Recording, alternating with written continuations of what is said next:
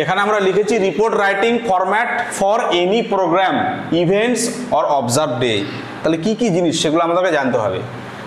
Programme মানে কি কি প্রোগ্রাম আসতে পারে, যে কোনো ধরনের প্রোগ্রাম, রবীন্দ্র জয়ন্তী হতে পারে, টিচার্স ফেয়ারওয়েল হতে পারে, 15 আগস্ট হতে পারে, ওগুলো একই সাথে কি বলে অবজার্ভ ডে, পালনীয় দিন বলে না, পালনীয় দিন, সেগুলো কিন্তু ওর মধ্যে পড়বে। আর ইভেন্টস মানে জাস্ট অনুষ্ঠান, কালচারাল প্রোগ্রাম হলো, ফেয়ারওয়েল প্রোগ্রাম হলো। তো মোট কথা যে কোনো প্রোগ্রামের রিপোর্ট, যে কোনো ধরনের প্রোগ্রাম রিপোর্ট আমরা যদি এই ফরম্যাটটা ফলো করে লিখি তাহলে কিন্তু অনায়াসেই লিখতে পারবো। এবার দেখো ফরম্যাট অনেকে লেখাবে অনেক ধরনের, ঠিক আছে, কিন্তু আমি যেটা এখানে ফোকাস করব সেটা হলো প্রত্যেকটা সেন্টেন্স বলবো যে কেন আমি বাক্যটা এভাবে লিখবো বা কেন আমাদের এইভাবে লিখতে হবে, ঠিক আছে। এবার অনেকের প্রশ্ন হতে পারে যেগুলো আমাদের ক্লাস 10-এও ছিল, কিন্তু ক্লাস 10-এর থেকে 12-এর রিপোর্টটা কিন্তু তোমাকে একটু অন্যভাবে লিখতে হবে। কারণ ক্লাস 10-এ থাকে news paper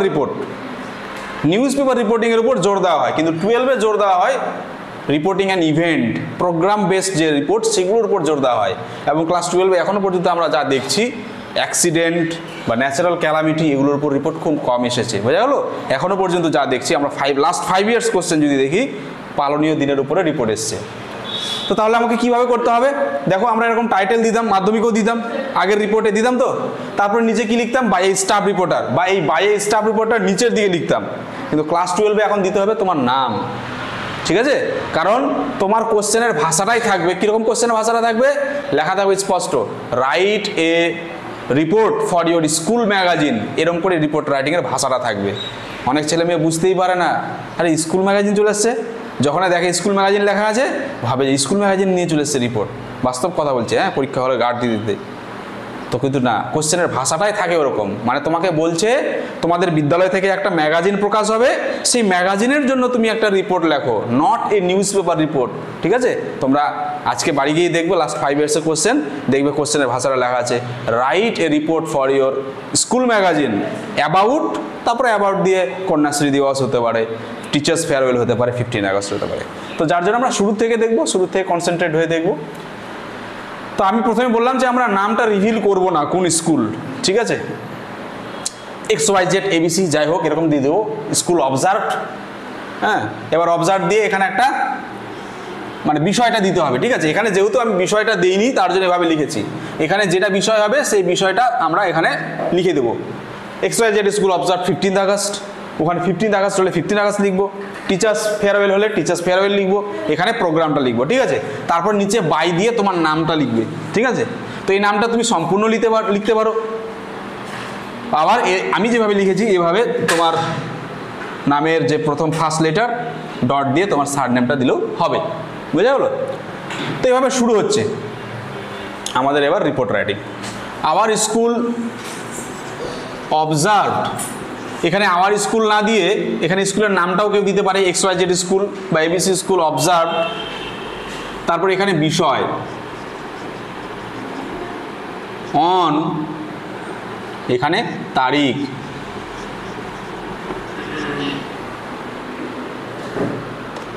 this year in the school campus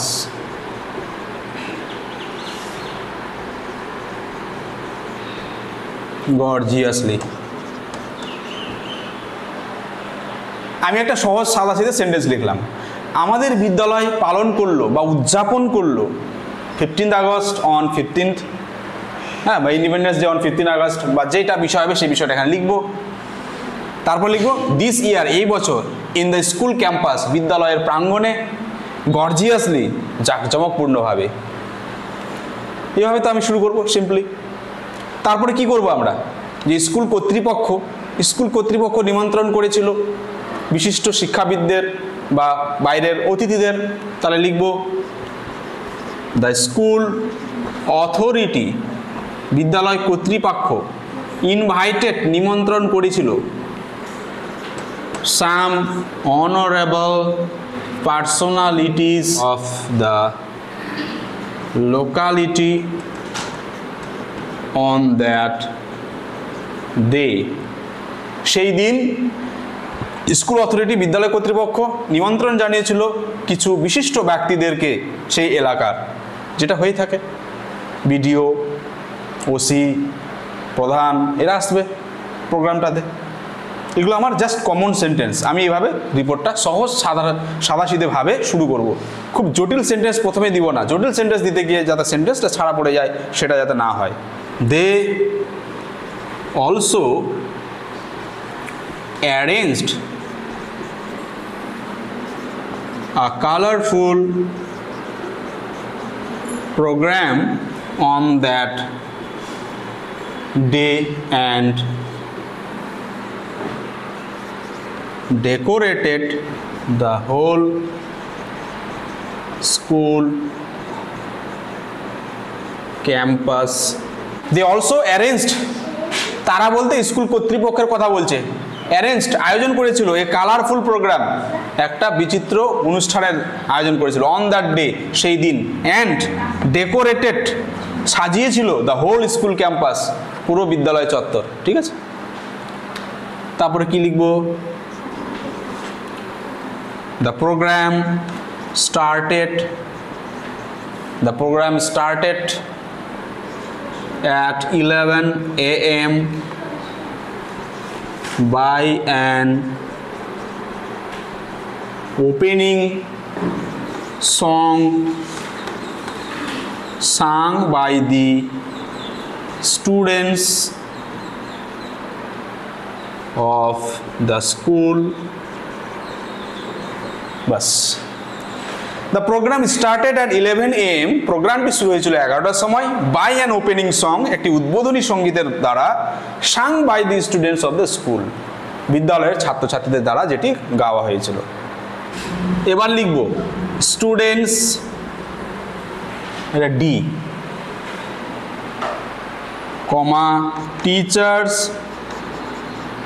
comma guests paid homage to the portrait of, অর্থাৎ ছাত্র, শিক্ষক, অতিথিরা শ্রদ্ধার্ঘ্য নিবেদন করেছিল। এবার টু দ্য পোর্ট্রেট অফ, ছবিতে, কার ছবিতে? আমরা উপরে আবার লিখব টু দ্য পোর্ট্রেট অফ, এখানে আমি গ্যাপ রাখলাম, হ্যাঁ, এখানে নাম দিব। কিসের নাম?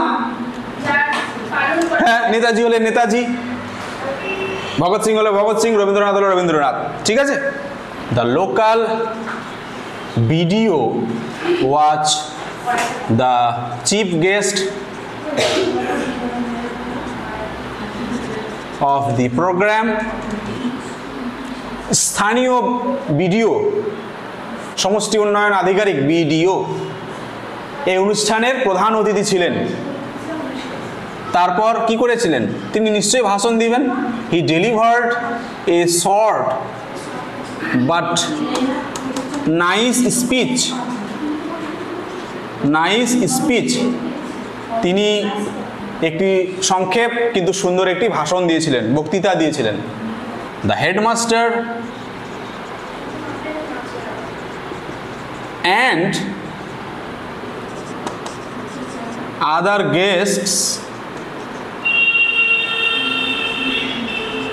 highlighted the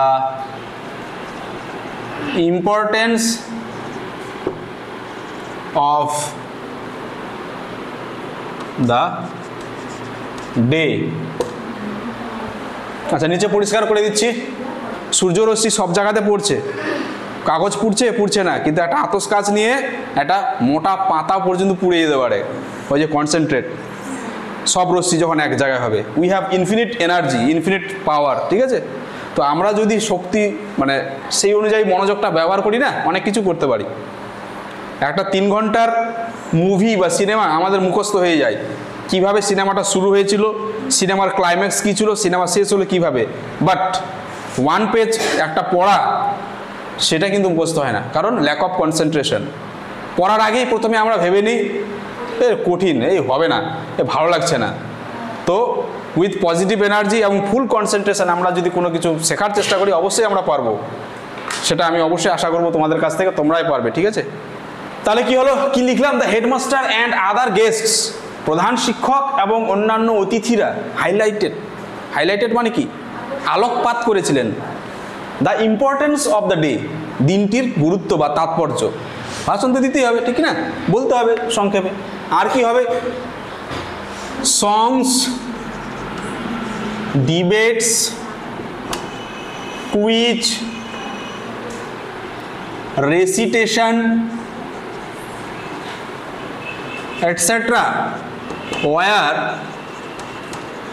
some of the events of the program, অর্থাৎ সেই অনুষ্ঠানের ইভেন্ট কি কি পর্ব ছিল, গান ছিল, বিতর্ক সভা ছিল, কুইজ ছিল এবং আবৃত্তি ছিল। Some of the events of the program. The students of the school took part in those events. বিদ্যালয়ের ছাত্রছাত্রীরা সেই সমস্ত ইভেন্টে, অনুষ্ঠানে অংশগ্রহণ করেছিল। They were given prizes by the guests with a healthy tiffin.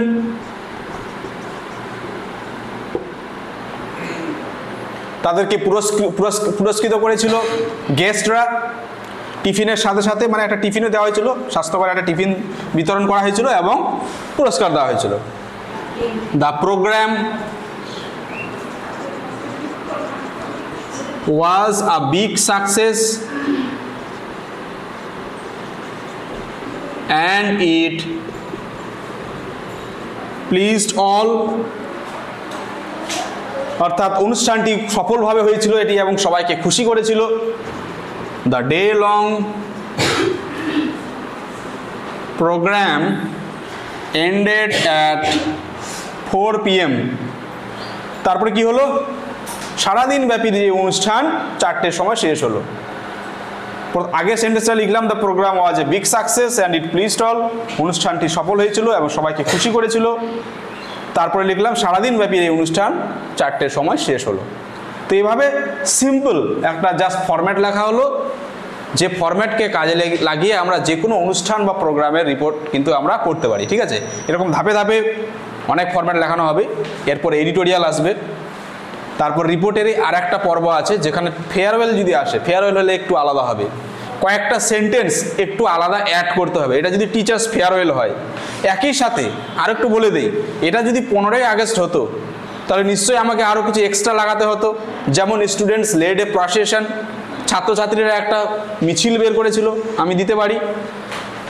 তারপর the headmaster and the guest hoisted the national flag, প্রধান শিক্ষক এবং অতিথিরা জাতীয় পতাকা উত্তোলন করেছিল। তো এরকম কিছু কিছু এক্সট্রা সেন্টেন্স তোমাকে কিন্তু অ্যাড করতে হবে on the basis of context and subject. কিন্তু ফরম্যাটটা এভাবে সহজ সাধারণভাবে লেখার চেষ্টা করবো, বেশি গুরুগম্ভীর লেখার চেষ্টা করবো না, ঠিক আছে। তো আজকে এই রিপোর্ট রাইটিংটা বলা হলো।